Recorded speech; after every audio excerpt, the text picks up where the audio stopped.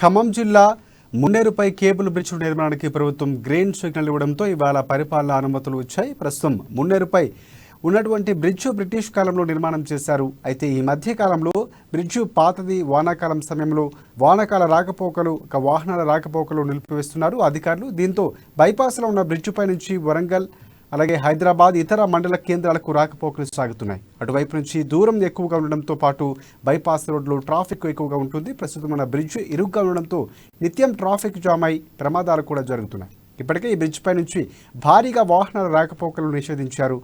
ఇటీవలే ప్రభుత్వం బ్రిడ్జ్ నిర్మాణానికి గ్రీన్ సిగ్నల్ ఇచ్చింది. దీంతో వాహనదారులకు కష్టాలు తీరనున్నాయి.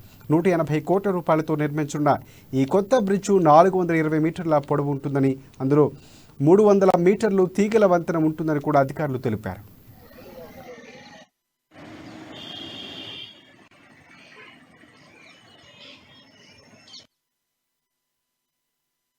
సభా వేదిక పైన ఎన్నో వరాల జల్లులు కురిపించినటువంటి సీఎం గారు మరి మాట ఇచ్చి 24 గంటలు గడవక ముందే మన ఖమ్మం మున్నేరు పైన బ్రిడ్జిని అప్పుడే మా గౌరవ మంత్రివర్యులు పువ్వాడ అజయ్ కుమార్ గారిని పిలిపించుకొని దాన్ని జీవో జారీ చేశారు.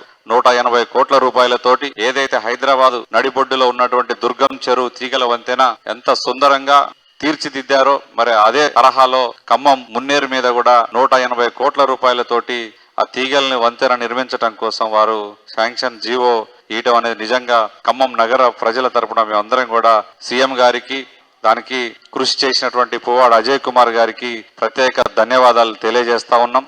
ఖమ్మం మొత్తం కూడా దేశంలోనే ఖమ్మం పేరు మోతమోగిపోయి, ఎందుకంటే ఇంత పెద్ద బహిరంగ సభ ఎప్పుడు ఏ పార్టీ ఎవరు కూడా పెట్టలేదు కాబట్టి మన ఖమ్మం చరిత్రలో నిలిచిపోతుంది. ఇది ఆ ఖమ్మం చరిత్రలో మనందరం ఉన్నందుకు మనకు చాలా సంతోషం, చాలా అదృష్టం కూడా. అలాగే ఖమ్మం నియోజకవర్గ ప్రజలందరికీ, వచ్చిన ప్రజలందరికీ, విజయవంతం చేసిన ప్రజలందరికీ కూడా ప్రత్యేక ధన్యవాదాలు, కృతజ్ఞతలు.